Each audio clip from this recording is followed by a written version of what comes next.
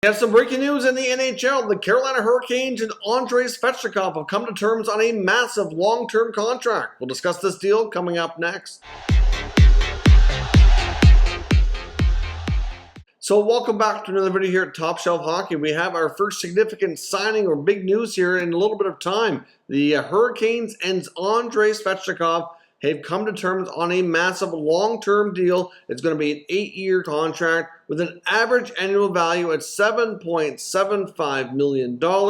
It's mostly all salary. There is one small bonus, which is in the first year. So this first initial year, he'll have a bonus of $4 million, a salary of $2 million. So this year, he'll make $6 million, and then it continues to go up. It goes to $7 million in year 2, $9 million in years 3 and 4, and then in year 5 it goes to $10 million. Then it starts to go back down 7 down to 6, and then it finishes up with 8. And he also has a modified no trade clause for the final 4 years of this contract. Now, in case you don't know how trade clauses work, they do have to have 7 years of service in the NHL before they can qualify to have any kind of trade protection built into their contract.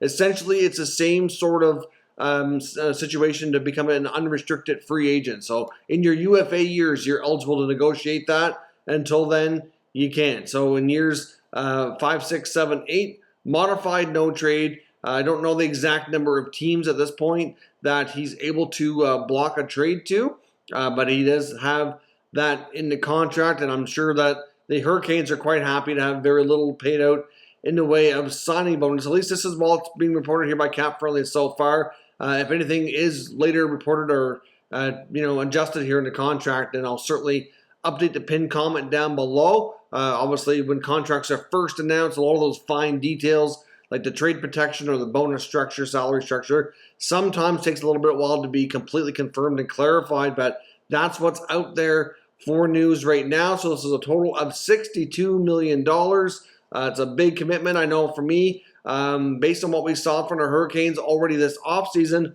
I was certainly a little bit concerned over the ability or the willingness is more so from owner Tom Dundon to pay big money to certain players. I mean, they lost Dougie Hamilton. They didn't want to go to where New Jersey would on the open market. They seem to be quite a ways off on that contract too. Plus, we also have a situation where they traded Alex Nedeljkovic, and that, to me, he was coming off an impressive rookie campaign, played a lot, big role, looked to be the goalie of the future, and all of a sudden he was moved, and they didn't want to pay him, $3.5 million.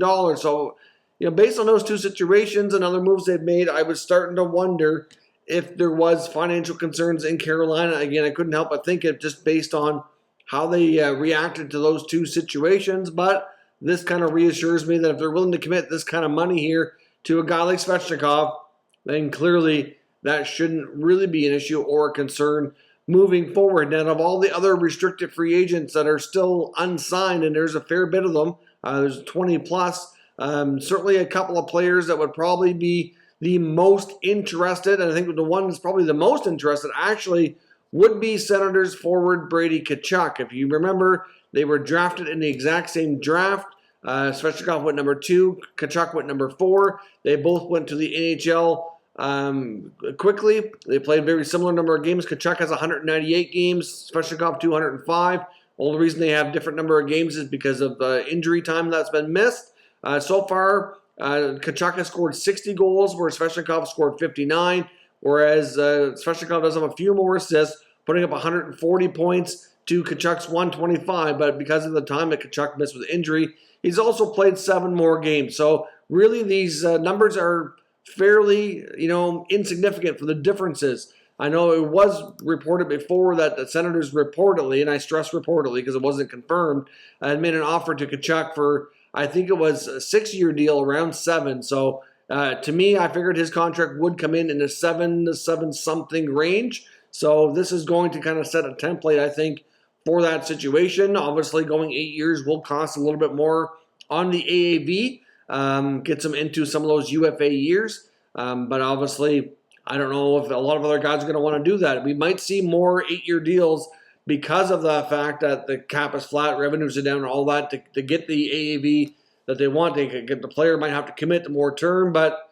they might want to go shorter term in some cases to have more of a chance to cash in a little bit later. So we'll see, but I think this could be a template for Tkachuk and maybe a couple other players as well to kind of set the market here. So we'll see if we get some more additional signings in the short term. So let me know your thoughts on this contract between Carolina and Andrei Svechnikov. Do you think it's fair? Do you think this is going to lead to more signings, like I said, because of the other players that are kind of waiting for the market to be set?